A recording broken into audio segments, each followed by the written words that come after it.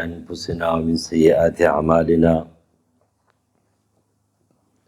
أما بعد فأعوذ بالله من الشيطان الرجيم. بسم الله الرحمن الرحيم. باب قول الله تبارك وتعالى: ونضع الموازين القسط ليوم القيامة وأن أعمال بني آدم وأقوالهم توزن.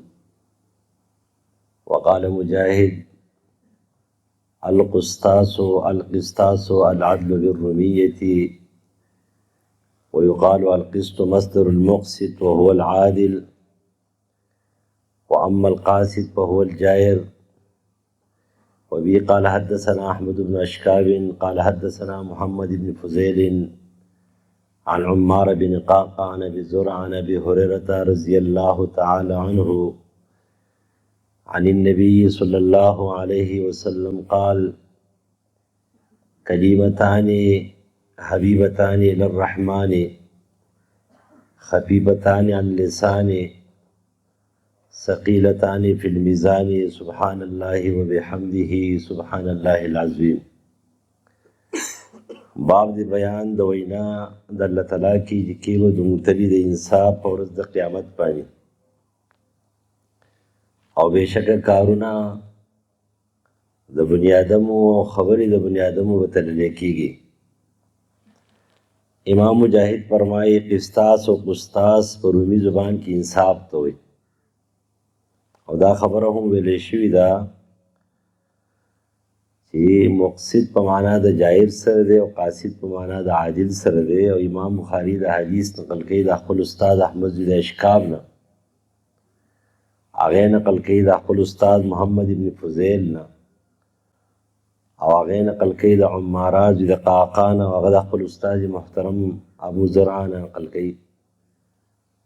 هغه نقل کوي د ابو هريره رضی الله تعالی عنه نه. ابو هريره رضی الله عنه نقل کوي د نبی صلی الله علیه وسلم نه چې رسول الله فرمایي: دوه خبرې دي ډېرې محبوبې دي رحمان ذات ته، ډېرې خوږې دي رحمان ذات ته، او ډېرې سپکې دي په ژبه باندې په تلفظ کې، او ډېرې درنې او قیمتي دي د قیامت په ورځ په طول کې. چې په هغه محبوبو کلمو کې یوه کلمه ده سبحان الله وبحمده، پاک دی الله او حمدونه دي الله لره، او یو کلمه ده سبحان الله العظیم، پاک دی الله چې لوی دی عزتمندو اورېدونکو. دا هر شی چې دی نو جذبه هم غواړي او صحت هم غواړي. علم سره جذبه نه، علم نه حاصلېږي. ایمانی جذبه، اعتقادي جذبه، د حصول او د حاصلولو جذبه دا نه وي، او احساس نه وي، نو علم نه حاصلېږي. کمې ځوان چې دا کتاب لیکلی و، هغه ځوان کې ډېره لویه جذبه وه، د پیغمبر د حدیث سره مینه، او د الله او د رسول سره مینه، او ټول صلاحیتونه یې قربان کړي وو. نو د هغې په نتیجه کې صحیح بخاري موږ ته میلاو شو. او که فرض که قرباني نه وي نو کار نه کېږي. ډېر خلک داسې چې هغه په ذهن کې دا وي دا علم داسې حاصلېږي، علم داسې نه حاصلېږي. علم ډېر لوی محنت غواړي، او د دې سلبو تذکره چې ته ونه کړې، او د هغوی د قربانو تذکره ونه کړې، او د دې احادیثو د راغونډولو تذکره یې ونه کړې، نو دا د محفل سره یو خیانت وي. دا حدیث موږ ته ډېر په تکلیف سره رسېدلی دی. د دې وجې نه مختصر خبرې به کوو، زما سینه ټیک نه ده، کوشش کومه.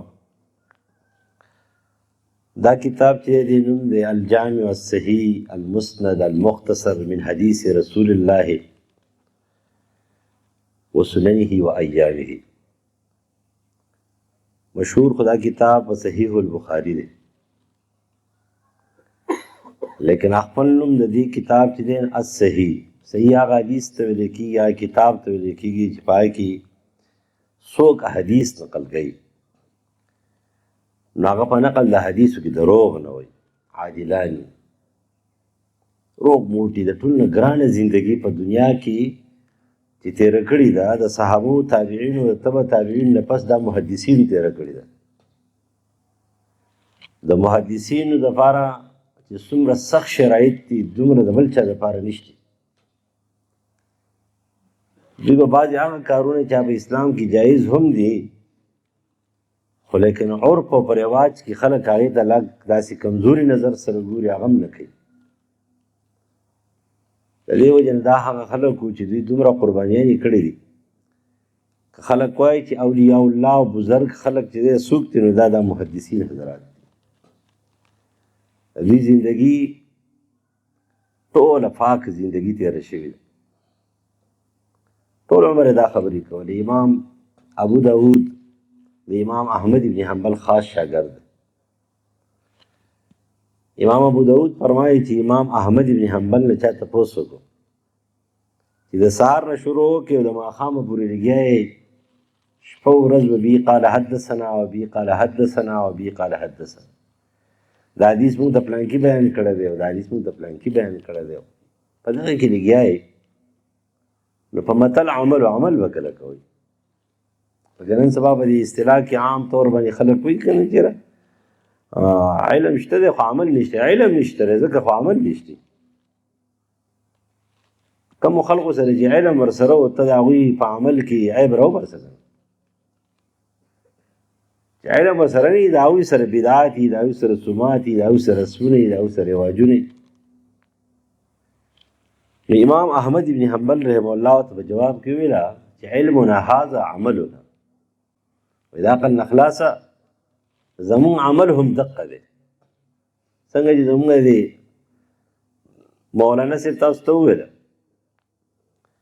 چې کله یو سړی علم حاصل کړي او علم د دنیا دپاره پرېږدي، دنیا به نه پرېږدي، دنیا خو ډېر ښه شی دی، دنیا نه بغیر خو کار نه کېږي. دا نه چې دې محدثینو حضراتو یا دې امامانو حضراتو چې کومه دنیا پرېښې وه، دنیا یې پرېښې نه وه خو د دین دپاره یې دنیا له ترجیح نه ورکړي. خپله دنیا خپل خواهشات یې په دین باندې غالب کړي نو بلکې همیشه دنیا د خپلو خپو لاندې راوستې وه، دین یې پرې غالب کړی و. هغه امام مالک دی ډېر مالدار تېر شوی دی، وروسته اول کې غریب و، وروسته ډېر مالدار و.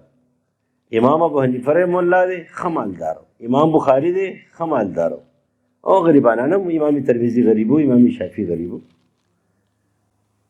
ولیکن دنیا یې په ځان باندې اثر انداز کړي نه ده، دا مطلب یې نه دی. لہذا دنیا ښه شی دی په خپل ځای باندې خو لیکن دنیا به ته دین تابع کې، دین به دنیا تابع کې بس بیا به کامیاب وي. نو هغه قرباني کړې وه. نو ورته ویل چې علمنا هذا عملنا، زمونږ علم هم دقه دی، دقه زمونږ عمل دی. اوس یو سړی دی هغه علم یې زده کړی دی لکه نن سبا د خلقو په ذهن کې دا یې که نه دا خلک ډېر زیات دي مدرسو ته متوجه شوي دي، بلکې انګریزان او عیسایان او یهودیان او قادیانان او پرویزیان او د پاکستان منافق حکومت ټول دې ته متوجه شوي دي یاره چې مدارس دي کې عصري علوم ډېر ضروري دي، پلانکې شی ډېر ضروري دی. موږ عصري علوم نه دي کړي، ستا نه زیات سبق ویلی دی. کومه ډیګري مې نه ده کړې، ایم اسلامیات هم کړی، عربي هم کړي ده، هر څه هم کړي دي. تا د علم نه ښکاري دغه څه دې وجې نه بس دې مقصد یې دا نه وي، د دې مقصد صرف دغه وي چې یاره د دین توجه کمه شي، قرآن حدیث ته توجه کمه شي. لیکن دې څو خلاف دي چې یو سړی دی هغه له انګریزي ورځي دي که نه، انګریزي خو زبان دی، انګریزي علم نه دی، انګریزي علم نه دی، انګریزي زبان دی، زبان یې زده کول څه ګناه نه ده. فارسي زبان و که نه خو فارسي کې علم هم و که نه، د آتشپرستو زبان و د انګریزي نه څه بهتر خو نه و. انګریزي خو دا بیا هم د عبراني زبان دی یا سوریاني دی څه به پکې، په آتشپرستو کې خو پیغمبر هم نه دی راغلی، فارسي زبان کې خو پیغمبر نه دی راغلی. فارسي زبان قدر موږ ولیکو، د دین خدمت پکې شو، د دین کتابونه پکې لیکلی شو، مونږ د فارسي خدمت کو پخواني علماو له فارسي ورتله اوس موږ له نه راځي سمه ځکه چې فارسي ختمه شوه اوس اردو ده زبان دی علم دی علم ځان له شی دی زبان ځان له شی دی زبان یو واسطه ده یو ذریعه ده او علم چې کوم دی نو دا د انسانیت ته او د معاشرې د جوړولو چې کوم دی یو قانون دی قانون لہذا دا کتاب چې کوم سړي لیکلی دی نو د دې کتاب نوم سره الجامع الصحیح جامع څه ته وایي جامع عام طور باندې خلک وایي دې ته وایي چې پاکي سیرت او آداب او تفسیر او عقاید او اعمال وغیرہ وغیرہ نقل وي زه یم چې نه جامع کتاب ته ویل کېږي چې نظام زندگی پکې ټوله وي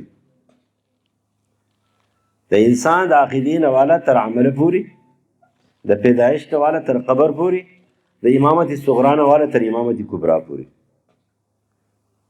د واده او د نکاح نه والا تر چې څومره جزئیات دي دې پورې دا ټوله زندگی پکې موجود دي هغې ته څه وایي هغې ته جامع کتاب وایي امام بخاري دا کتاب دا جامع په دې اعتبار سره دی چې دا بعینه د قرآن تفسیر او تعویل دی که یو سړی وایي چې په قرآن کې څه دي نو قرآن تفسیر به تر پیغمبر په نظر کې ګورې د صحابو په اقوالو کې به ګورې نو تا ته به قرآن ښکاره شي خو که فرض که تا ته دغه نظر نه وي او دغه چشمې در سره نه وي نو تا ته به قرآن چې کوم دی نو مجمل ښکاري زما د سوچ مطابق نن سبا هم مخکې په قرآن مجید کې چا په خپل عقل باندې اعتبار او اعتماد کړی دی نو هغه خلک پرویزیان شوي دي هغه خلک قادیانیان شوي دي او هغه د قرآن او د اسلام دشمنان جوړ شوي دي هر څوک چې دي خو چې کله هغوی تش د خپل عقل په زور او د خپل د بیکاره علم په اعتماد باندې وایي زه قرآن حل کوم نشي حل کولی قرآن بغیر د حدیثو نه قرآن بغیر د اقوال صحابو نه قرآن بغیر د اقوال تابعین نه او قرآن بغیر چې کوم د قواعدو نه نشي حل کولی که نه بیا به ستا نه دهري جوړېږي ملحد به درنه جوړېږي قادیاني او پرویزی به درنه جوړېږي د دې وجې نه قرآن مجید تفسیر بعینه امام بخاري او د نور محدثینو حضراتو کړی دی امام بخاري خپل کتاب شروع کړی دی د اقرا نه انما الاعمال بالنیات نه اقرا باسم ربک الذي خلق بدل وحی دا 15 آیتونه اول نازل شوي دي دا 15 آیتونه اول نازل شوي دي په قرآن مجید کې چې اقرا باسم ربک الذي خلق الانسان من علق اقرا وربک الاکرم الذي علم بالقلم علم الانسان ما لم يعلم او دا خپل کتاب اختتام یې چې کړی په سورت نصر باندې کړی سورت نصر د قرآن مجید د ټولو نه آخري سورت دی په مدني سورتونو کې د ټولو نه آخري سورت سورت نصر دی او د سورت نصر تعویل هم دا دی چې کله د دنیا نه ته ځې استغفار کوه ځکه صحیح بخاري مناقبو کې نقل کوي چې عمر فاروق رضی الله تعالی عنہ تپوس کو د شکایت په وجه باندې عبدالرحمن ابن عوف رضی الله عنه شکایت کړو په عبدالله ابن عباس باندې چې دا یو کشر صحابي دی کشر هلک دی د 14 کالو هلک دی او امیر المؤمنین ته ځان سره په دې ښی طرف باندې کښېنې نو داسې بچي خو زمونږ هم شته نو عمر فاروق د هغې جواب هغه ته په علمي انداز کې ورکړو داسې ورته نه ویله چې دا خو زما طاقت دی زه امیر المؤمنین یم او خلیفة المسلمین یم ستا سره څه اختیار در سره دی داسې ورته نه وایي لږ ساعت بعد یې تپوس وکړو چې صورت نصر څه مطلب دی هر صحابي خپله خبره وکړه عبدالله ابن عباس رضی الله عنه ته فرمایي چې ته ووایې ته څه وی هغه ورته ویل چې دا د رسول الله د وفات چې کومه دی نو یو خوشخبري ده یو زیری دی یو اعلان دی دا اجل رسول الله صلی الله علیه وسلم دا رسول الله نیټه مقرر د هغې اعلان دی چې ته وفات کېږي نو عمر فاروق رضی الله عنه ته وفرمایل چې دا ما خواته ځکه کېنولی دی چې په قرآن باندې پوهېږي امام بخاري خپل کتاب د اقرا نه شروع کړی ده او په صورت نصر یې ختم کړی دی د دې وجې نه دې ترتیب نزولي باندې روان دی نو بعضې خلک ذهن کې داسې راشي چې یاره ډېر علما دي غټ غټ علما دي هغوی وایي چې ترتیب د امام مسلم ښه دی. دا تا د چا ویلي ترتیب د امام بخاري ښه دی؟ که فرض که ترتیب د امام مسلم شي او دا ته کومه خبره کې واحد کتاب دار تاسو د علماو نه تپوس وکړئ یا د کومې چې اوس فارغېږي هر کتاب چې دی نو صرف 2 کتابه دي زما د اندازې مطابق څومره وی که نه سړی تازه کوي. یو قرآن دی یو صحیح بخاري دی. د صحیح بخاري هر باب انسان تازه کوي او چې کله به پوهېږي او باقي کتابونه چې دي نو هغه چې کله ته یې سړي باندې بوج راولي. ما څه کال ترمذي جلد ثاني ټایپ کوله نو دومره تنګ کړی وم چې مو سم خولې له راوستی 4 ټایمه مې ویله 4 ټایمه ماسپښین مانځه نه بعد ماښام مانځه نه بعد ماسخوتن مانځه نه بعد او د ماسپښین د مانځه نه مخکې ختمېدله چېرته نه. نو ما طالبانو ته وویل چې هلکه موږ دومره صحیح بخاري 3 ګنټې ووایو ستړی نه شم.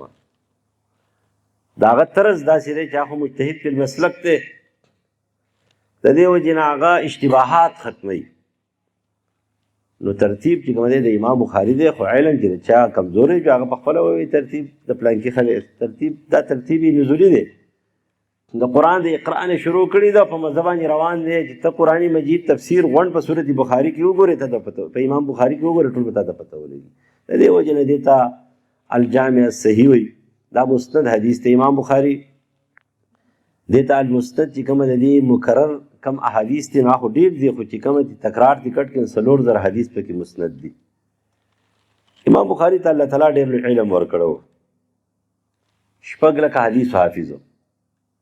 امام بخاري نوم محمد دی او د پلار نوم اسماعیل دی او د نیکه نوم ابراهیم دی او د ور نیکه نوم مغیره دی او پښتو کې ته مونږ ډر نیکه وایو د هغه نوم بردیزبه دی. دا تلفظ د فارسی دی دا بردیزبه ټیک دی. بعضې علما نور الفاظ وي د دې مثال دی لکه پښتو کې 14 قسمه چې کومه دی پښتو ده داسې فارسی کې 14 قسمه فارسي ده. زموږ یو ځل کمرې خواته دا لوډ سپیکر دا څه شی موبایل نه و خو دا ټلیفون مې لګېدلی او درګۍ کې د بلوچستان یو طالب و نو هغه راغی نیمه ګنټه خبرې وکړه نو ما ورته آواز وکړ ته دلته راشه ما ستا په ای ای باندې پوه شوم نور تا په پښتو کې څه وویله زه اوس تا باندې پښتو پوه نه شوم پښتو یې ویله قسم دی که زه پې پوهېدم دا پښتو وایي که دا بل څه زبان ده پیریانو زبان وایي. نو خبر همداره دغه شان دي فارسي کې 14 قسمه چې کوم زبانونه دي او تلفظات دي لهجې دي. نو د امام بخاري چې کومه ډر نیکه دی که نه هغې ته بردیزبه وایي کاشکارو څوک یې فارسي کې د کاشکار ته زمیدارو. د امام بخاري دا مغیره نیکه چې دی دا ور نیکه چې ورته وایي دی آتش پرستو اصل دی. د هغه زمانې مطابق چې کومه دی د یو بادشاه په لاس باندې اسلام قبول کړی دی. نو د هغې بادشاه پخوانه طریقه کار هم دا و چې چا په لاس په چا اسلام قبول کړو د چا سره په کوټه کې پاتې شو 4-5 کاله که نه بیا به هغه ته خپل نسب ورکوو وایي دا زما د نسب دغه دی نسبي دی. او شرعي اصول هم داسې دي. مراسیل ابو داود یو کتاب دی هغه نقل کوي چې مرسل حدیث دی د حسن بصري رحمه الله نه چې کله یو سړی په یو ځای کې 4 کاله پاتې شي او د هغه ځای قانون مات نه کړي نو هغه خلک په د هغې کلي او د هغې نسب نوم ورکوي نیشنلټي به ورکوي. نو یهود به عمل کوي عیسایان هم عمل کوي هغوی 4 کاله بعد تعالی کارت درکوي یو پاکستان دی یو افغانستان دی یو بنګلادیش دی یو سریلنکا دی یو نیپال دی یو دوبۍ ده امارات دی یو دا سعودي عرب دی دوی څخه 1500 کاله پاتې شو هم درله کارت نه درکوي ځکه چې دوی غریبانه د دې نه خبر نه وي. څومره چې لاندې خلک دی دومره دوی داسې چل کوي آج دی بیا غواړي د خلکو نه. بیا برطانیې کې هم چې کومه دی څه کوي خانه رپورټ کوي یاره ما ته کارت په کار دی ما 4 کاله شوي دي.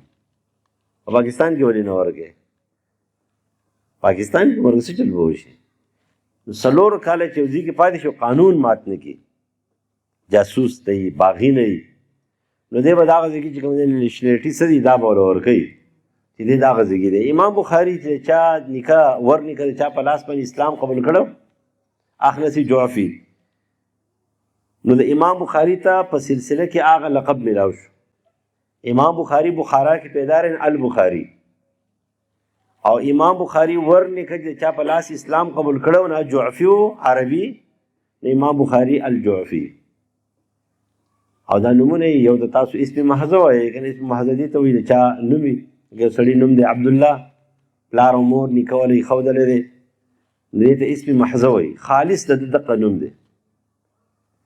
بیا دې ځان له واده نه کړی، د واده نه مخکې چې دی نو یا که مذکري که مؤنثي ځان له ښودی شي، ام فلان ځان ته څوک وایي، نو څوک ابو فلان ځان ته وایي، دې ته اسم کنیه وایي. او دریم نمبر هغې ته لقب وایي. چاته په ښه صفت باندې څوک یو نوم ورکړي، الفاروق عمر فاروق ته ملاو شوی دی، الصدیق او بکر صدیق ته ملاو شوی دی، نو په ښه نوم سره او په ښه صفت باندې چاته چې کومه نوم ورکړی شي هغې ته لقب وایي.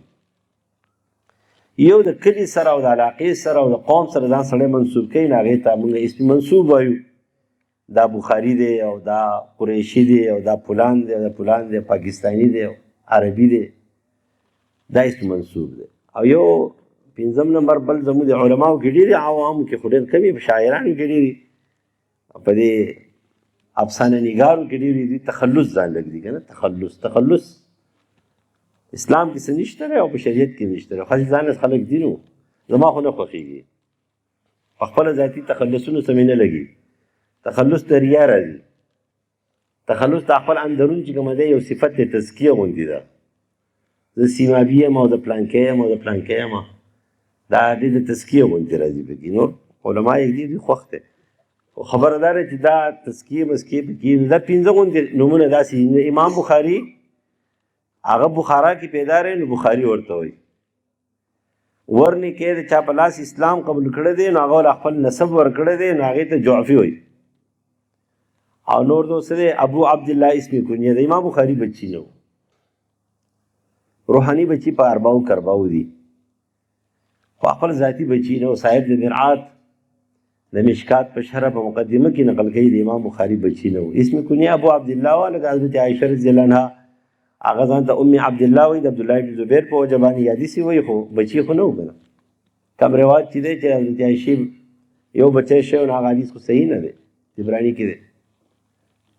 نو ځان له اسم کنیې ښودلي او ابو عبدالله د عبدالله پلار د امام بخاري بچی نه و. الله تعالی هغه ته روحاني بچی ډېر زیات ورکړي. امیر المؤمنین فی الحدیث د محدثینو امیر المؤمنینو او د احادیثو ډاکټرو. امام مسلم رحم الله نقل کوي علامه عبدالسلام مبارک پوری په مختصر تاریخ چې کوم سیرت په نوم باندې لیکلی دی، سیرت د بخاري، په هغه کې نقل کوي چې یو ځل امام مسلم ناست او امام بخاري هم ناست دی، یو سړي حدیث بیان کو د دې مجلس د برخاست کېدو چې کله مجلس ختمي کړي سبحانک اللهم وبحمدک اشهد ان لا اله الا انت استغفرک واتوب الیک.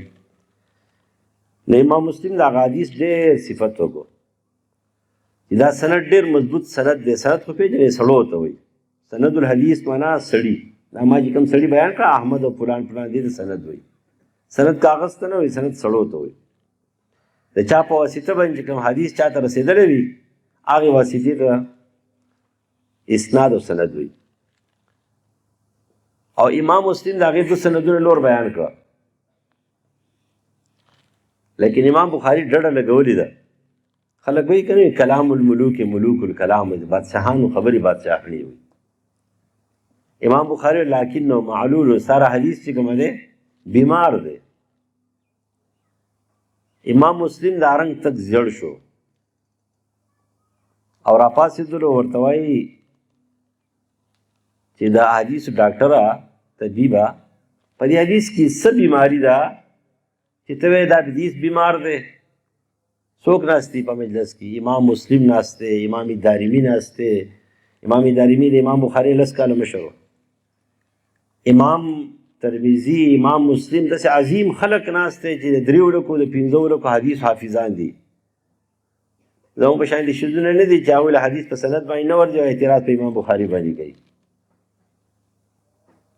یو زما د اندازې مطابق زه خو مبالغه نه یم په پاکستان کې نه په ټولې دنیا کې هم د صحیح حدیث 2 جلدونه د بخاري حافظ دی خیال نه راځي. یو کس زموږ استاد محترم دی د هغې ډېر صفت کولو ویل چې هغه داسې ویل هغه کمال مبالغه مه کوه 10 کاله سبق کې ما ویلی دی خبرې ته کې ویل څنګه ما زه مبالغو قایل نه یم 45 سال یو سړی بخاري ووایي په کار په یاد ورته یادوي 45 سال بخاري وایي په یاد ورته یادوي که نه 51 سال چې دوره تفسیر وکړي قرآن دې ورته په یاد یادوي که نه مال وایه حافظې ته یې ځه حدیث خبرې مه کوه ده چې کومه خبره کوي دروغ وایه دروغ مه وایه هغه حافظه د امام بخاري د ذهبي وه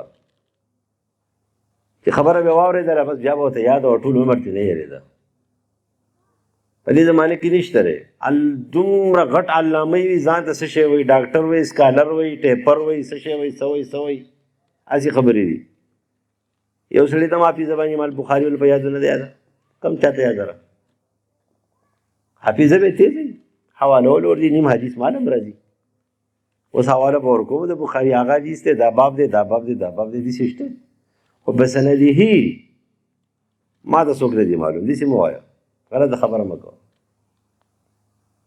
ما ورته وایي چې په دې کې څه عیب دی دا کوم حدیث چې بیان شو ورته ویله چې تا د حدیث نقل کو او په دې حدیث کې چې سهیل او بیا چې وروسته وهب ذکر کول په دې کې ابیه ټکی دی عن ابیه تا ابیه ذکر نه کو حدیث ته منقطع ذکر کو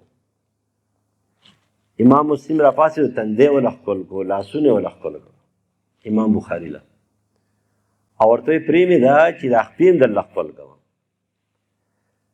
د خپین درله څه کوم خپل کوم که ته نه وې که نه د حدیث په بیمار وې الله تعالی هغه ته دومره قوت حافظه ورکړي 12 شوال 194 هجری 19 جولائی 809 عیسوي کې پیدا شوی او چې کله پیدا شو نو بسترګو باندې معذور دی پلار یې وفات دی میاشت نیمه شوې ده مشر ورور یې غټ عالم دی احمد خو د ده مقدار نه دی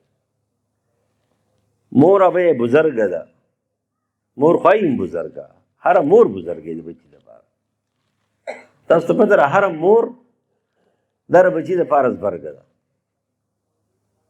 که دا مور هر څنګه ده خو بچي دپاره چې کوم دی خیري د دې دعا ده په دې وجه امام قرطبي رحم الله فرمایي چې د بچي په تربیت کې د مور دعا او د مور خیرې ډېر لوی اثر کوي کامیاب پې جوړې نو د مور دعا او که ناکام پې جوړې نو د مور خیرې د امام بخاري مور چې وکتله چېرې زما بچی په سترګو معذور دی دې کې خو تور او سپین چې کومه د سترګو روغوالی هغه پکې نشته دی خو خړې سترګې دي او ما خو په خوبونو کې لیدلی دی چې دې نه به یو کمالي انسان جوړېږي نه دې نه به یو کمالي انسان څنګه جوړ شي په دعا کې ډېر غټ زور دی خلک دعا سره نه لګي دعا کوئ هر ټایم ځان له کوئ اجتماعي دوا دپاره اجتماعي قوانین دي او د انفرادي دوا دپاره انفرادي قوانین دي دا مطلب یې نه دی چې بس ته وایې چې هلکه دعا ډېر ښه شی دی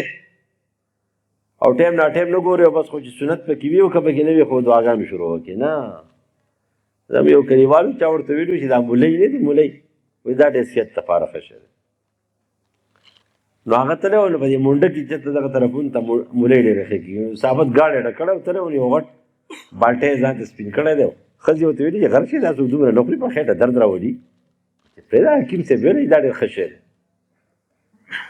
چې خوړلی دی چې درد یې پرې راوستی یا په هسپتال کې پروت و خبره پوه شي که نه بې ټایمه به دواګانې نه کوې کم ځای کې اجتماعیت دی هلته اجتماعیت دی او کم ځای کې انفرادیت دی هلته انفرادیت دی خو د انفرادي دعا دپاره پابندي نشته شپه یې او که ورځ یې او که هر ټایم یې الله ته جاړه عمل ډېر کوه هسې نه چې په هغې باب کې راشي یو زمانه به راشي یعتدون بالدعاء والطهور چې عمل به سړی کم کړي او دعاګانې به ډېرې کوي نه عمل ډېر کوه خو توجه د الله نه کټ کوه ما دعا هر ټایم کوه دعا کې ډېر لوی اثر دی کله چې انسان د ټولو مخلوقاتو نه ناامیده شي، تاسو ته پته هغې ته عربۍ زبان کې څه وایي؟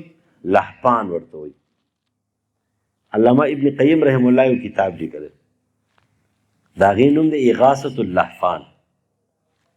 او که زما نه تپوس وکړې لهپان ترجمې ته ما د سر نه پام نه و. د نن نه یو 9 کاله مخکې پېښور نه یو غټ مولانا صاحب دی، نو هغه ما ټلیفون وکړو، شپې ناوخته و، ټلیفون وکړې لهپان څه ترجمه ده وایي. مالولي کتاب دې راغیستی دی اغاثة اللهفان. نو ما له خندا راغله، که ما دا خو زما مو دې طرف ته پام د سر نه ده، خو دا خو د انس ابن مالک رضی حدیث دی، او دا د هغې نه ابن قیم دا نوم اخیستلی دی چې نبي علیه السلام فرمایي چې کله انسان د مخلوقاتو نه بلکل ناامیده شي او یو تعلق بالله یې جوړ شي، دې ته لهپان وایي. لهپان یوازې غمجن ته نه وایي، مظلوم ته نه وایي، لهپان هغې غمجن ته وایي چې د مخلوقاتو سره واسطې ختمې شي.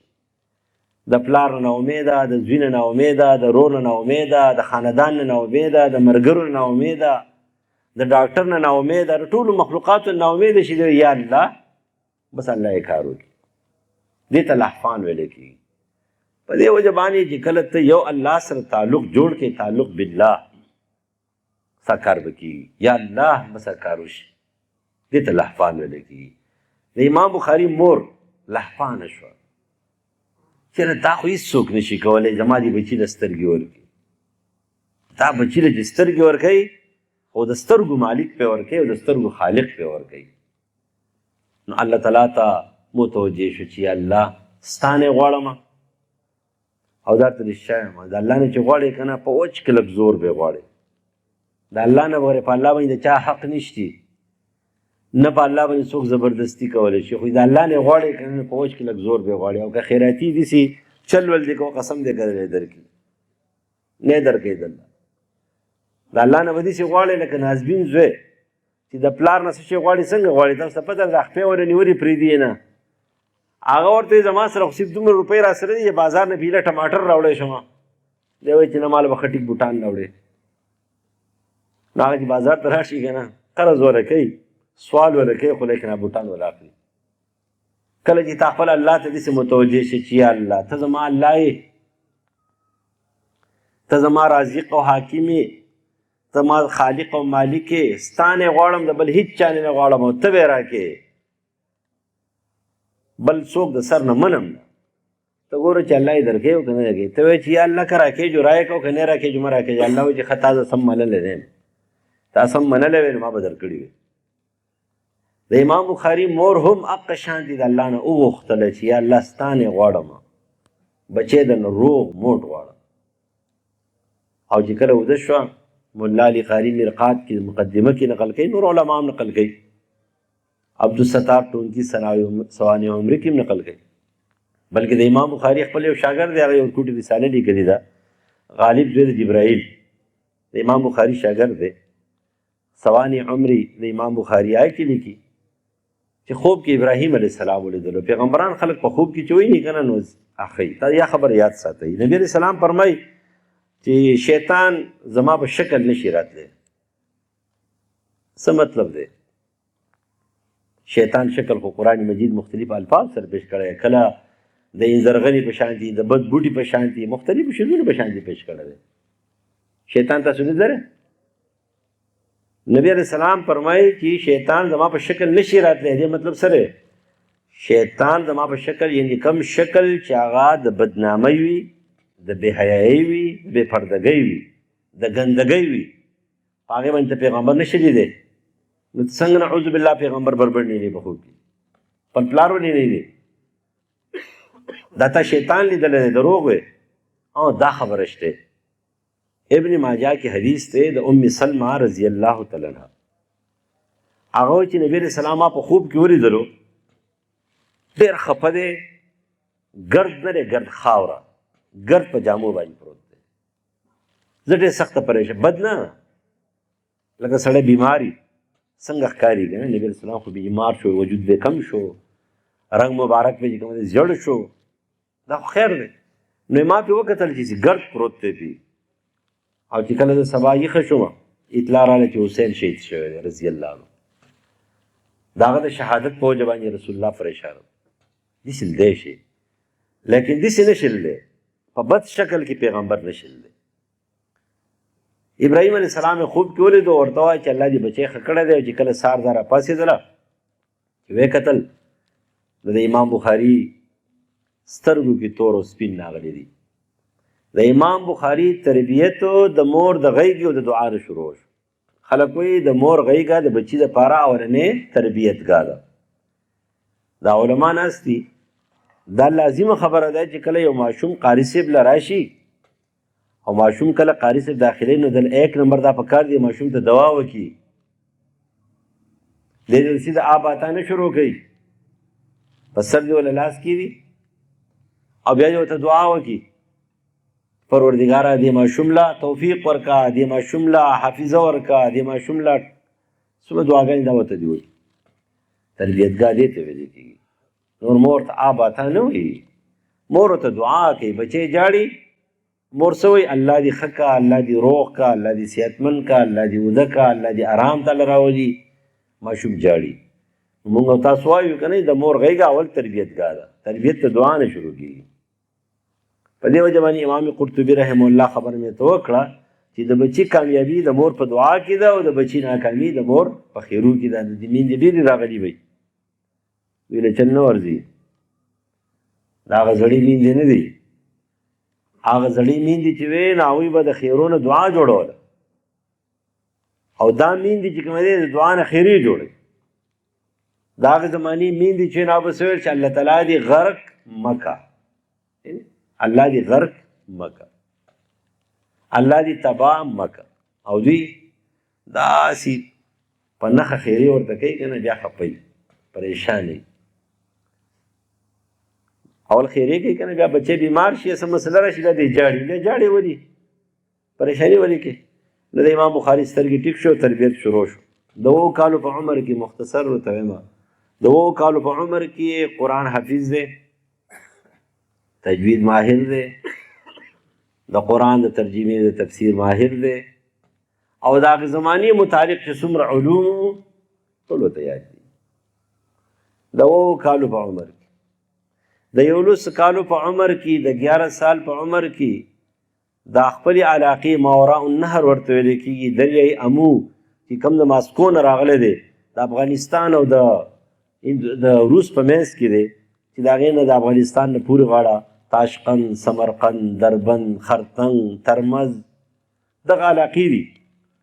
د دغې علاقو ټول علم ورته یادو. د 11 سال په عمر کې 70,000 حدیث ورته یادو. دا کوپړۍ دا پیدا شوي نه ده. د 11 سال په عمر کې د هغې علاقې ټول حدیث ورته یادو. علامه بیکندي هغه نقل کوي د هغه ملګری دی مجاهد نومی دی. یو مجاهد چې دی دا وخت کې د کتاب کې ذکر شو دا تابعي دی، دا بل تابعي نه دی. ورته ویل لږ ساعت مخکې راغلی ویل ما به تا ته یو ځوان ښودلی وی د 11 سال عمر دی 70,000 حدیث ورته یاد دي. هغه ورته جواب کې ویل زما عقل دا نه مني، زما عقل دا نه مني. اوس زموږ یو شیخ صاحب راپاسي او هغه چې دی نو په دې ځای کې د مقصد او د اقصاد چې کومه دی اعتراض کوي په امام بخاري. یو سړی د 11 سال حدیث چې کومه دی 11 سال په عمر کې 70,000 حدیث حافظ دی، د لغت ماهر دی، د لغت امام دی او ټولې دنیا پاس کړی دی. 1500 کاله بعد چې کومه دی یو شی راغی هغه هم چې دی د پردي نوټ نه په غلا باندې سبق وایي که نه او هغه هم اعتراض کوي. کرماني لاندې او کرماني باندې. په دې مخکینو ورځو کې یو مفتي صاحب دی هغه د قرآن په باره کې څه خبره کړې وه نو ما چې خندلم هله عجیبه خبره ده. پخواني زمانې پرېږده انګریزان هم خپل قانون چې کومه دی چې کومه قاعده او قانون 12 ټینسز ګرامره جوړ کړی دی. دا 12 ګرامر چې کوم 12 ټینسز دي نو مال هغوی د خپلو شاعرانو چې کوم مخکې تېر شوي دي نو وایي یاره دا قانون د هغې شعر خلاف دی. نو شعر نه ماتوي قانون یې ماتوي. نو ته ولګېدلی د امامي صاحب وایي د خلیل او د مبرد او زجاج او د کسایي او د یونس د هغې خبرې راواخېستې او قرآن پې ماتې. قانون د قرآن ماتحه دي که نه قرآن د هغوی د قانون ماتحه دي. په دې خبره نه پوهېږي بلکې غټ غټ خلک تېر شوي غټ غټ کارونه کړي. شیخ الاسلام ابن تیمیه رحمه الله دا ډېر عظیم سړی تېر شوی دی. او زړور بهادر امام تیر شوی دی، په هر فن کې ماهر دی، ته به حیران شې ورته. دا کتابونه چې وګوري چا جوور کتل نه دي چې وګوري. او په خپله به یو کتاب کې لیکي چې ما په امام سیبوی باندې ده په قوانینو یو کتاب لیکلی و چې دا عربیت خلاف دي، 56 قوانین خلاف دي. په دې وجې مې پرېښودله چې هغه غټ سړی و، زه ورکوټی وم. هغه غټ سړی و، زه ورکوټی وم، ما پرېښوده، پرېږده مړه، څه خاص ضرورت نشته بیانولو ته. چې ته قرآن ماتې، هغه ویل چې نه دا د قرآن خلاف دي، د هغه قوانین را جمع کړي دا د قرآن خلاف دي، 56 قوانین. په بیا مې پرېښودله، په دې وجې مې پرېښودله چې یاره هغه غټ سړی مې، د ورکوټه سړی مې، اوس په خلک وایي مړه ته څوک یې، ما پرېښودل. قرآن به د بل قانون تابع کې نه، قرآن به د بل قانون د قرآن تابع کې. نو دی ولګېدل، دی څه وایي، وایي دا امام بخاري دا داسې ویلي دی، او مصدر المصدر پکې هم نه منم، او زواید هم نه منم، پلانکې نه منم. او هغه د 11 کالو په عمر کې د 70,000 حدیث حافظ دی. د 18 سال په عمر کې هغه بیا مستقل لیکل شروع کړي دي. د پلار او د مور، د رور او د مور سره لاړو، هغوی ترې راله، هغه هلته پاتې شو، مکه کې حج یې وکړو، عمرې وکړې، هلته علوم یې زده کړو. 216 هجري کې چې کوم کتاب شروع کړو، په 233 هجري کې کتاب پوره کړو. 6 لکه حدیث چې کوم دی امام بخاري یاد کړي دي، نو سندونه دي 22,000 متون دي، صاحب د مرعات نقل کوي. یو خبره ذهن کې کېنئ، تاسو اوس ښه پوهېږئ، سوشل میډیا هم ګورئ، علما هم دا خبره کوي بار بار. چا چې مشکات ویلی، مشکات په مقدمه کې مولانا عبدالحق دهلوي رحمه الله هم ښه تفصیل سره لیکل کړي دي. اصل مسله دا دی چې صحیح حدیث یوازې په بخاري کې نه دي، په دې خبره ځان پوهه کوي. صحیح حدیث یوازې په بخاري کې نه دي، لیکن د بل کتاب صحیح حدیث د بخاري په شانتي نه دي، په دې هم ځان پوهه کوي. یہ ټول صحیح حدیث په بخاری او مسلم کې نه دي، نور بشماره کتابونو کې دي. علامه سیوطي 72 کتابونه نقل کړي دي، لیکن د نورو کتابونو صحیح حدیث د بخاری او مسلم په شان دي. دا څوک وایي؟ علامه ابن حجر نخبة الفکر کې وایي، او مولا علی قاری د هغې په شرح کې، شرح نخبة الفکر کې وایي چې په بخاری او مسلم کې کوم حدیث مسند ذکر شوی دی، بالکل ټیک دی. یو کس په اعتراض کړی، 500 جواب ورکړی. یو د امام بخاري خپل اجتهادات دي یا شواهد دي وغیرہ، پای کې بس کمزوریانې وي یا بس وي، هغه د خپل کار دی. او چې کوم مسند حدیث دي، نو دې خبره ځان پوهه کوي چې ټول صحیح روایات په بخاري کې نه دي، لیکن د ترمذي صحیح حدیث او د بخاري صحیح حدیث یو شان دي. د بخاري په صحیح حدیث خبر واحد باندې مفید د یقین فرض ثابتېږي، خو د ترمذي په هغې باندې فرض نه ثابتېږي، د نسائی په هغې باندې فرض نه ثابتېږي، د ابو داود په هغې او د ابن ماجه په هغې او د ابن خزیمه په هغې نه ثابتېږي. دا خبره د خلکو د دوکې دپاره مه کوه، خلکو ته خلک پوهه کوه چې دا ټیک خبره ده چې صحیح حدیث ټول په بخاري کې نه دي، ځکه چې راجمع کېدی پکې نه شي، په نورو کتابونو کې دي. لیکن دا خبره چې د بل صحیح حدیث او د بخاري صحیح حدیث ته یو شان دي نه دی. اوس ته به وایي چې 6 لکه حدیثونه امام بخاري دا کتاب واغستلو، باقي نور چرته لاړه، ټول کتابونه دي که نه. امام بخاري تاریخ کبیر او تاریخ صغیر او پلانکې او جز القرات او رفع الیدین، او د هغې نه بعد امام حاکم را جمع کړي دي، مستدرک د حاکم په نورو کتابونو کې دي، جمع شوي دي. خو لیکن په دې کې چې را جمع کړي دي، نو 4 زره د تکرار سره چې کوم دی نو سري دا را جمع کړي دي.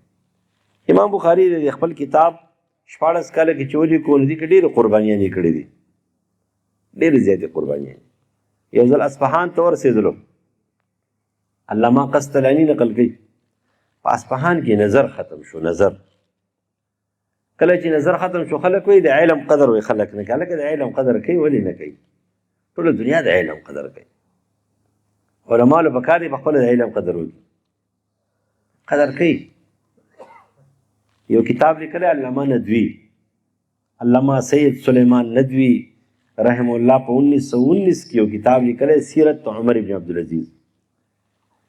په هغې کې نقل کوي چې کله عمر ابن عبدالعزیز وفات شو، نو قسطنطنیې نه یو پادري راغی، یو عیسايي، د هغوی غټ عالم او راهب راغی، او د هغه سره صلیب ورسره دی. ته مشته راغې تپوس کوي چېرې د عمر ابن عبدالعزیز قبر راته وښایي. نو چا ورته د عمر ابن عبدالعزیز په قبر ته څه کوې؟ ته عیسایي او هغه مسلمان دی او د مسلمانانو خلیفه دی. ویل چې نه، هغه د مسلمانانو یوازې خلیفه نه و، هغه یو عالم دین او یو محدث و، او هغه د ټول دنیا دپاره الله یو رحم پیدا کړ، او د هغه د قبر څخه 3 ورځې ناستو دعا یې ورته کوله. 3 ورځې ناستو دعا یې کوله. زموږ په پاکستان کې یو صدر مړ و، د هغه نوم دی مشرف و. نو ما یو کس ته تپوس وکړو چې هلکه دا مشرف مړ دی، نو په پاکستان کې چېرته به جومات کې د چا دوا کړله؟ وایي چې نه، چا ورته نه ده کړې. مالداره دا انجام و. ځکه چې مړ کېدو نو یو سپی یو دې طرف ته ناست و، بل سپی دې طرف ته ناست و، او سپی چې په کوم ځای کېږي د ښکار نه وي او هغه د فصل نه وي او د چوکیدارۍ نه وي، د ګړو بېزو نه وي، نو مال هغه ځای ته رحمت فرشتې نه راځي. او دغه دواړه سپي د ښکار نه و، نه د زمیندارۍ و، نه د ګړو بېزو. الله تعالی ورته د رحمت فرشتې هم نه دي پرېښي. ولې؟ جومات یې وران کړی، مدرسه یې ورانه کړې ده، خلک یې شهیدان کړي، یتیمانان، ماشومان، طالبات یې شهیداني کړي دي او خرڅ کړي دي. اوس وګوره که نه، مال الله وله سزا دا ورکړه. بل طرف ته عمر ابن عبدالعزیز دی او عیسایي راځي پادري او 3 ورځې ورته ناست دوا ورته کوي. دا یو تړپ دی په زړه کې الله تعالی خلکو ته واچوي. کله کله بلکل چا اختیار هم نه، یو سړی به کوم ځای کې به مړي، موږ یا الله معاف یې کړي، هغه څه کړي، څه کمال به یې پکې، د هغې کمال په بنیاد باندې څه وشي، داسې الله تعالی ورته هغه دعا وشي. خلک کوي. اصفهان ته امام بخاري ورسېد، نظر یې ختم شو. هغه وخت یا یو مجوسي دی یا عیسایي طبیب دی، نو دا قاروره ورته یو بند شیشه یي که نه، بنده، په هغې باندې خلک بیماري معلوموي، په دې غمانه کې کېدي یا په دې ترخ کې کېدي، دا کې یو تپ راشي، د هغې نه بیماري معلوموي. کله چې هغه وکتل، هغه ته دا خو پادري دی، ده خو ډېره زمانه خوراک نه دی کړی، د هغې د وجې نظر ختم شوی. چا ورته ویل چې دا خو محمد ابن اسماعیل البخاري رحمه الله دی، هر څه یې پرېښودلو را منډې کړې خوا یې راغی. یعنې عیسایي دی یا مجوسي دی، آتش پرست دی. هلته راغی، ورته وایي چې ستا علاج زه وکړم، خو ته خوراک نه کوې. هلته مې اوس علاج وکړه. نو چې کله علاج ولکړو، ګولي ختمي څه شی به وي، ځنګلي پنیرک دی که هر څه شی دی، د هغې توخه مې پې وټکول او په سر باندې ورته واچو، د هغه نظر واپس شو. ورته ویله چې خوراک کوه، د ورځې 2 نوڼۍ د وربشي د سرکې سره کوه، نور یې سم نشي کولی. هغه ورته ویله چې خوراکونه کوم که نه، حدیث نشم را جمع کولی. امام مسلم په دې مقدمه کې د یحیی ابن کثیر رحم الله قول نقل کړی دی، علم چې کوم دی په راحت الجسم سره نه حاصلېږي. عقل تو دړی، خوراک وکړې بیا سم لیوه چې نه بس مال علم نافع راکړي، په دې کار نه کېږي، قرباني به کوي. د دې هغه یو شاګرد دی ابو حاتم الرازي الوراق، ډېر اوچت امام دی، تفسیر ابن ابي حاتم لیکلی دی.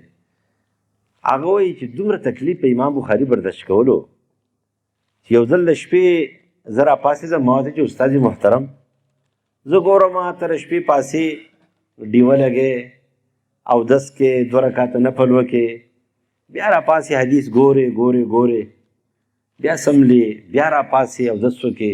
نو ما راپاسول، زه به تا لپاره ډیوه برابرومه، ستا دپاره به چې دی نو کاغذ ماغذ برابرومه، لوټه به برابرومه. وایي راته وویله چې انت شاب، ته ځوان یې، د ورځې چې کوم خدمت کې دغه ټیک دی، د شپې ټوله شپه خوب کوه، دا ستا دپاره پوره، د ځوانانو دپاره دا پوره ټوله شپه دې خوب کوي، وختي دې پاسي، نور تکلیف مه برداشت کوه. دومره لوی تکلیف هغه به دا برداشت کولو. لهذا چې کله هغه استاد وویله چې 11 کالو هلک ته دومره حدیث یاد دی، نه ورته وویله چې زه دا نه منم، نو علامه بیکندي صاحب ورته ویله چې دا خو دا پرېږده، دومره باادبه دی، زه ته اوس خپله خبره وکړم، زما اوس شاګرد دی. ویل ما یو ځل حدیث بیان کو، نو چې کله ما حدیث بیان کو، نو هغه وویله چې استاد محترم دا حدیث سند غلط دی، دا ته چې څنګه وایې چې عن ابي زبیر عن ابیه، دلته پکې دی ابیه ټکې پکې نه وی، ته عن ابي زبیر وی. زه چې لاړم ما خپل کتاب وکتو، نو د ټیک ویله ما غلطه وه زما خبره. نو بیا راته وویله یو څو ورځې بعد چې استاد محترم دا کتاب دی ډېر کمزوری شوی دی دا ګتې متې وله برابر کړم ما چې برابر کړه وایي ګتې برابر کړې او چې زه راغلم کتاب مې کلاو کو نو چې ما وکتل په دې غاړه باندې ورته ده لیکل کړي دي په دې حاشیې باندې او لیکل ورته دا کړي دي چې کوم حدیث ضعیف دی یا کمزوره دی یا موضوعي دی نو هغې ته لیکل کړي دا ټیک دی او دا غلط دی نو زه لاړم ورته کېناستم نو چې امام بخاري په کومې ټکې لیکل کړو په کوم حدیث چې دا ټیک دی نو ما پې لیکلي وو چې په دې ځوان راضي شوی دی او چې کوم هغه ورته ټیک نه دی نو ما ورته لاندې لیکلي لم یرضا پته ځوان پې راضي شوی نه دی نو ما به حدیث دقه شانتې بیانولی دومره به ادبه انسان دی ادب ډېر ښه شی دی بې ادبه سړی د همیشه محروم وي د الله د فضل نه که نه مولانا رومي مستوي کې نقل کوي جلال الدین رومي از خدا جویم توفیق ادب بے ادب محروم و گشت از فضل رب د الله نه غواړم چې با ادبه جوړ شم بې ادبه سړی همیشه د الله د فضل نه څه وي دا محروم وي بعضې شاګردان دي که نه دا ډېر بې ادبه وي داسې څه معمولي غوندې څه علم ورسره راشي دی بیا په ځان نه پوهېږي او بیا لګیا یي بس څه خاص خیال نه ساتي ګډې وړې وي دا ډېر ښه صفت دی عبدالله بن عباس رضی الله عنه ته د دومره لوی علم چې میلاو شوی دی تاسو ته پته ده په خدمت او په ادب میلاو شوی دواړه حدیث دي بخاري د مسند احمد په خدمت او په ادب باندې نو دومره با ادب انسان دی چې زما کتاب هم ټیک کو او زما غلطیانو ته اشاره وکړه نو په 216 کې کتاب شروع کړی دی په 233 کې پوره کړی دی 14 کالو کې ته وایي چې څنګه د هغې وجه دا ده چې د امام بخاري 1100 استادان دي په هغې 1100 استادانو کې 3 استادان یحیی زوی د معین په 233 هجري کې وفات علي زوی د مدینی په 234 کې وفات دی او امام احمد ابن حنبل 241 کې وفات دا کتاب پیش کو هغوی ته په مدینه کې او د اول نه شروع وکړه پاڼه اړی او باس کوي باس کوي روان دي کتاب اخر ته ورسولو په څلورو حدیثو کې د استاد او د شاګرد په منځ کې اختلاف راغی علامه وقیلي نقل کوي چې په څلورو حدیثو کې امام بخاري خپل استادان پړه کړه نو دغې استادانو ورته ویل چې اصح الکتب بعد کتاب الله الصحیح البخاري بخاري د قرآن نه پس صحیح کتاب د امام شافعي قول چې موطأ مالک دی در هغې زمانې خبره وه چې صحیح بخاري نه و بخاري واغېستله بغداد ته راغی بغداد کې خلکو امتحان واغېستلو هلته اصح الکتب بعد کتاب الله لقب ورکړو بیا د هغې نه پس راغی بخارا ته د 9 میل فاصله باندې ورته خلک ولاړ دي استقبال ته او خلکو پې اشرفۍ ورولې امام بخاري بخارا ته ورسېدو بخارا کې د دې کتاب درس شروع شو جلاوطنۍ وشوې ډېر تکلیفونه ورته میلاو شو خو لیکن هغه خپل میشن نیمګړی پرې نه ښودلو قربانیانې څومره کړي تاسو ته پته ده زموږ د ورور مولانا صاحب دا وویله که نه علم کې استغنا ده قرآن چې چا څه ورته دی به مستغني وي غالبا چې شاذ و نادر نشم ویلی لیکن اکثر علما چې دي د قرآن او حدیث ماهرین سکالران نشم ویلی ځکه سکالران استادان نن سبا چې دي دا چې کوم د ډاکټر ټکې ځان سره اوس لګوي که نه دی لږ داسې خرابېږي ما وکتل لیکن نور چې څومره شیخان دي بزرګان دي زه تاسو ته د هغې نمونه پیش کوم که نه دومره مستغني خلک وو مولانا ګور رحمان مرحوم الله دې له جنت فردوس ورکړي په هغه باندې یو کس پی ایچ ډي کړله هغه د هغه نه تپوس کوي ته ما ته خپله زندګي بیان کوه ته نه بیانوله نه زما پی ایچ ډي پاتې کېږي نو ورته ویلو چې ستا د لاسه به زما پی ایچ ډي پاتې کېږي که نه نو زه به تا را قیامت پر ورځ د ګرېوان نه نیسم ځکه ته ما ته حل نه وې مولانا صاحب ورته ویله چې هلکه دا خبرې خو ښکاره کولی شي ښه کار نه دی هغه مجبوره کړو د هغوی خبرې ته اوس غوږ کېدی و یو ځل تلمه په کاټلن کې چې کومه دی نو درس قرآن دی په کاټلن کې درس قرآن دی کور ته راغلم چې یاره کرایه خو نشتي او کاټلن ته خو چې ځې نو هلتې په هغه وخت کې 1.98 چې کومه دی ټیکټ و په هغه وخت کې کوره راته وویله چې د چرګو تخم شته دی انډې بس دا خرڅې که دغه پرتې دي پټې ویسه نو په جب کې مې کېښودلې راغلم په دوکاندار مې خرڅې کړی د یو طرفه خو ټیکټ وشو هلته چې لاړم درس وشو درس قرآن وشو هر څه ختم شو ستاسو په ذهن کې هم داسې وي که نه چېرې دا ټول خلک وزګار دي که نه دا ډېر ګران کار دی درس مې وکړو بس خلکو ته مې ویلی چې یار زما یو ضروري کار دی د راز چېرته ځم نو دې وجې زه یوازې ځم او چا څوک د ځان څه بوتلی نه شم د هغوی په ذهن کې دا راله او دی د ټیکټ د لاسه چې کومه دی داسې شو او یې راووتلم د شپې په 2 بجې دی یا 2:30 بجې دی کور ته راورسېدم پیادل یعنې دا خلک ومستغني هېڅ ورسره هم نه و قرآن ورسره و قرآن او حدیث چې چا څه ورسره وي دا یې هم دغه شان دي دوی به قرباني کوي امام بخاري په لار روان دی شبیر احمد عثماني شرح لیکلی دی بخاري باندې 2 جلد کې ده فضل الباري 55 صفحه جلد نمبر 1 باندې دا حکایت نقل کړی دی امداد الباري په 2 جلد کې دا قصه نقل کړې ده او شبیر احمد عثماني په اولني جلد کې نقل کړی به حواله ابن حجر چې په کشتۍ کې روان دی 1000 دینار ورسره دي 1000 دینار او په کشتۍ کې یو کس راغی ملاقات سره وشو معلوماتو څه وشو چې د دې سړي سره 1000 دینار ورسره دي نه دستارو او نه څه نښه وه چې د امام بخاري دی شډل بډل سړی و سهار وخت یې هغه سړي اعلان وکړو چې چا زما نه 1000 دینار پټ کړي دي جانچ پړتال شروع شو امام بخاري چې وکتل چې 1000 دینار په دې کشتۍ کې د چا سره دي دا خو صرف زما څه دي نو هغه 1000 دینار راواخیسته سمندر ته واچول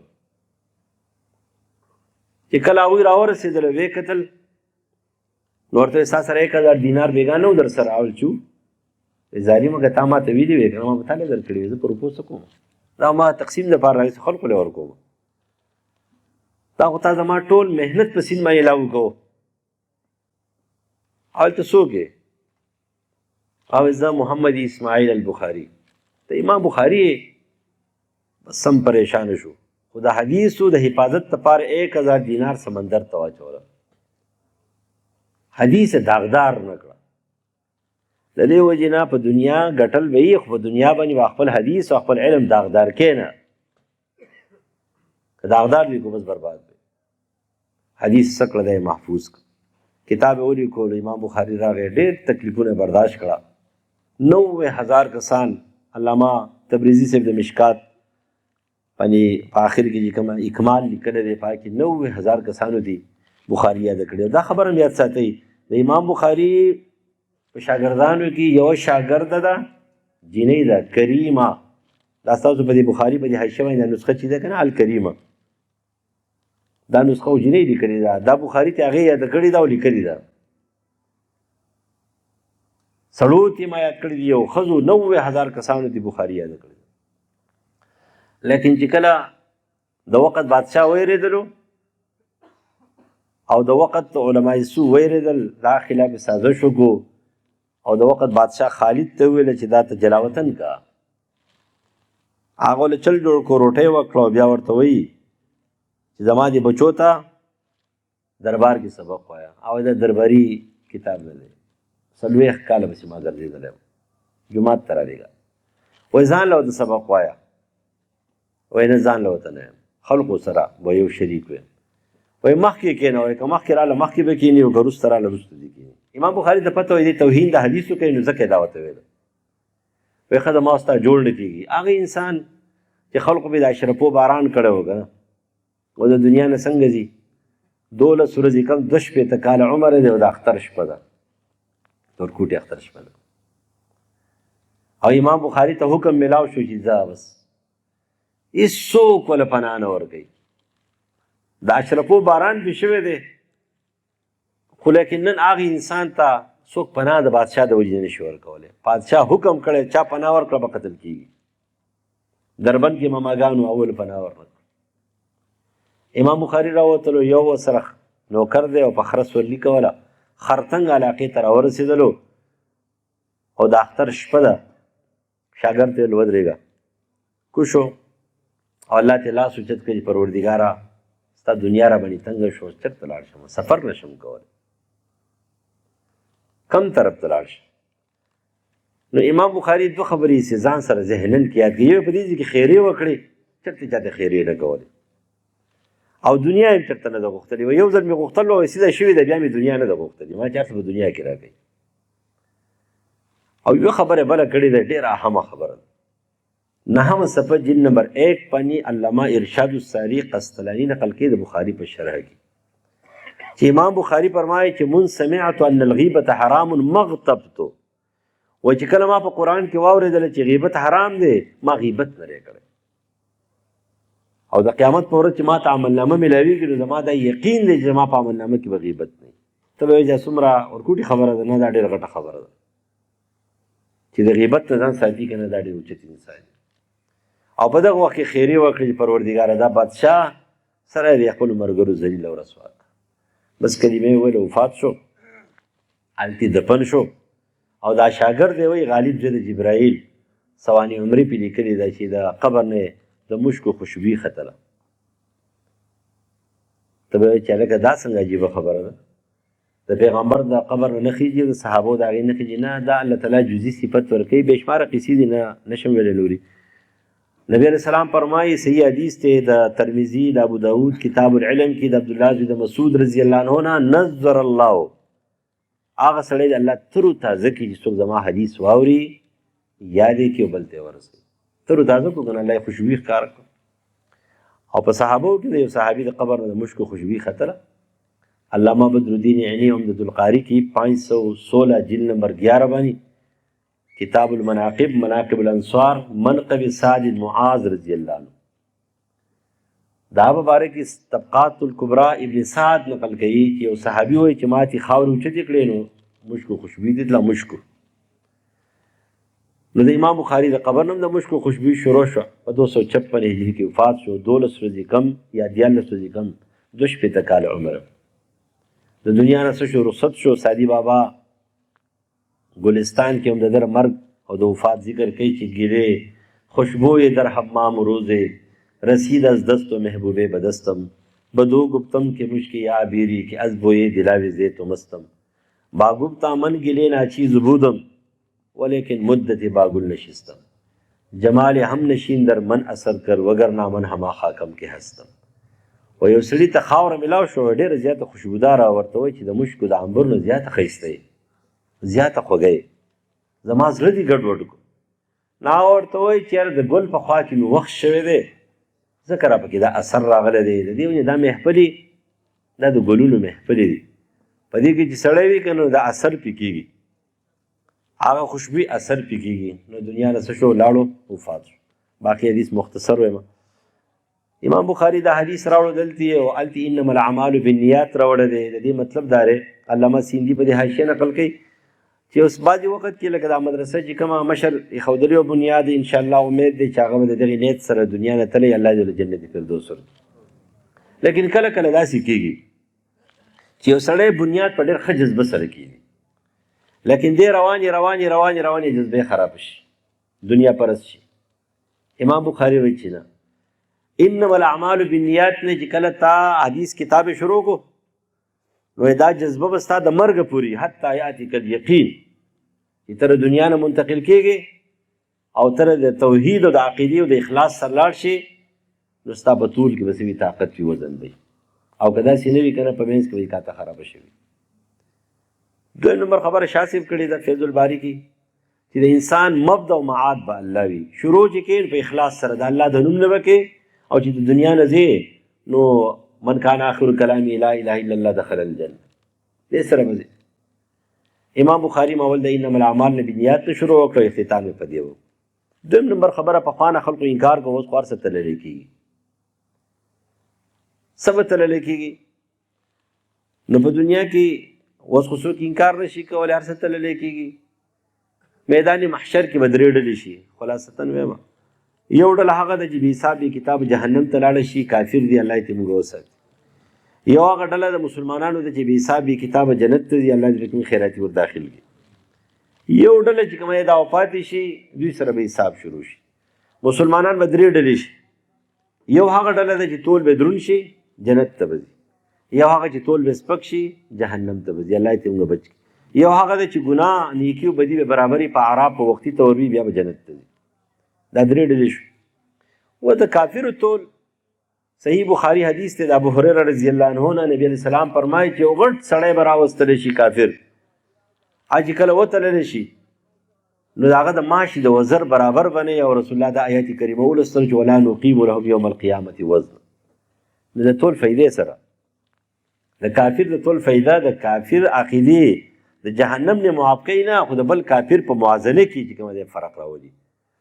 اوس یو کافر دی چې لکه نیتنیاهو او یو کافر دی چې وي چې هغه ضرري نه دی خلقو ته پیدا ورکوي دنیاوي د دې دواړو عذاب خو به یو شانتي نه د عبدالله ابن ابی ابن سلول د ابو جهل او د ابو طالب صاحب عذاب خو به یو شانتي نه دې کې به فرق وي. نو د دغې فرق دپاره دغه ټول چې دی نو څه کېږي دا به کېږي بیا به تللی کېږي څه امام قرطبي وایي چې صحیفې به تللی کېږي حدیث د بطاقه ورته وایي د عبدالله ابن عمرو ابن عاص حدیث دی امام ترمذي ابو داود په سند حسن صحیح نقل کړی دی. یو سړی به راوستلی شي او کم 100 پایډونه دي د نظر په انتها د ګناهونو یو چټۍ چې په هغې به لا اله الا الله لیک وي هغه به ورسره واچوي دغه پایډونه به سپک شي دې ته حدیث بطاقه وایي نو معنا صحیفې به تللی کېږي. دویم حدیث دی د ابو دردا رضی الله عنه اعمال به تللی کېږي چې ښه اخلاق چې کوم دی د دې صحیح بخاري حدیث دی دا په طول کې ډېر دروند وي.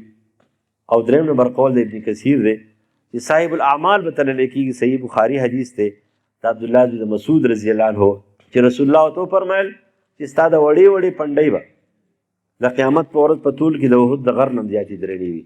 درې واړه خبرې ټیک کله به اعمال تللی کېږي کله به صحیفې کاغذونه تللی کېږي او کله به سړی په خپله باندې څه وي دا به تللی کېږي. دویمه خبره دا ده چې امام مجاهد فرمایي چې قسطاس او قسطاس رومي زبان کې انصاف ته وایي. قرآن کې د عربۍ نه علاوه بل الفاظ شته دی قرآن مجید کې نومونه شته ابراهیم لوط نوح هود وغیره علیهم السلام نومونه خو اتفاقي شته جملې په قرآن کې نشته دی د عجمو او یو ټکی دوه ټکي نو بعض علما وایي چې شته دی 32 الفاظو ته علماو رسولي دي چې دا شی امام شافعي سخت منکر دی امام قرطبي هم نه دی قایل او په قرآن مجید کې د بل زبان ټکی نشته قرآن چاته محتاج نه دی بل زبان ته محتاج نه دی. ته وایي چې دا عبدالله ابن عباس وایي حضرت ابو هریره وایي غټ غټ خلک وایي او دې توافق اللغات وایي.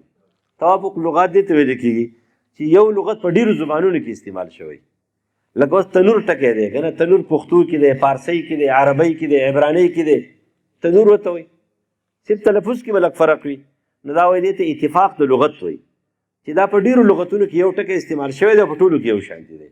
نو په قرآن مجید کې د امام شافعي رحم الله رای داره چې توافق اللغات شته دی خو خارجي الفاظ چې کوم دی دا پکې نشته. امام بخاري فرمایي رسول الله فرمایي چې 2 کلمې دي کلمې نه مراد 2 مفیدې خبرې دي. قانون داره چې کله مبتدا به مخکې ذکر کوو خبر به وروستو ذکر کېږي سره د صفتونو علما په دې پوهېږي لکه فرض که سټیج سیکرټري صاحب وایي که د چا یو عالم صفت کوي دی وایي چې ډېر اوچت عالم دی ډېر فصیح دی ډېر بلیغ دی ډېر حسین دی ډېر فلان فلان فلان فلان دی د څه دپاره وایي د شوق ذوق دپاره د هغې د پیدا کولو دپاره حرص زیات شي.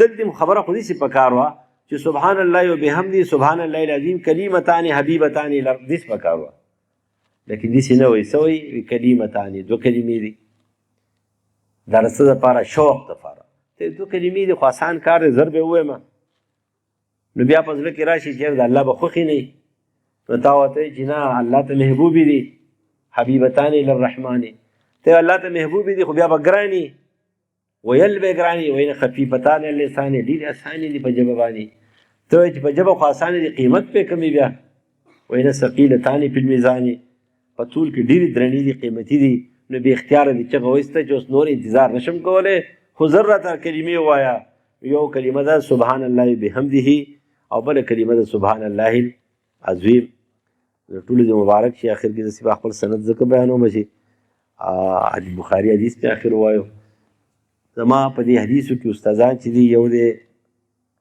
مشر استاد شیخ محمد عنایت الرحمن مرحوم او د هغه سره زمونږ محمد اکبر خان موږ ته بابا وایو الله دې وبخي په 2 استادانو کې شریک دی.